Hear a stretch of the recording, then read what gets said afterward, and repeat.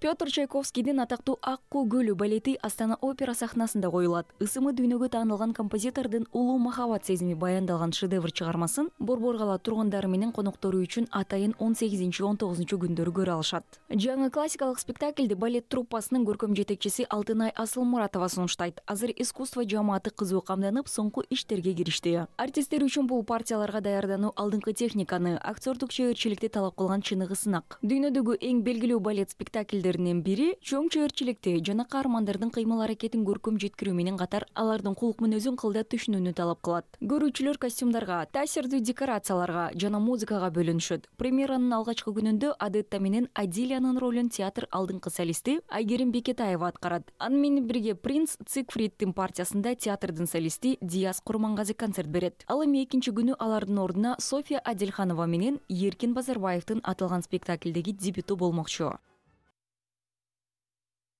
Она из года в год меняется вместе со мной. Хочется сказать, что у меня было особое отношение к Адилии. Мен аталган партия менен жылдан жылга өзгөрүп өсүп келем. Адилияга деген көз карашым өзгөчө. Убакыттын өтүшү менен турмуштук тажрыйбама таянып, азыр бул образды толук билип, өзүмдү багындырдым деп айта алам. Софияга бул уникалдуу көрүнүштү жаратууда тыкан болушунга алайм. Бул балерина тажрыйбасынын көрсөткүчү. Ошондуктан алар бири-биринин түрлөнүүсүнө, өнүгүшүнө салым кошушат. Образу, потому что это показатель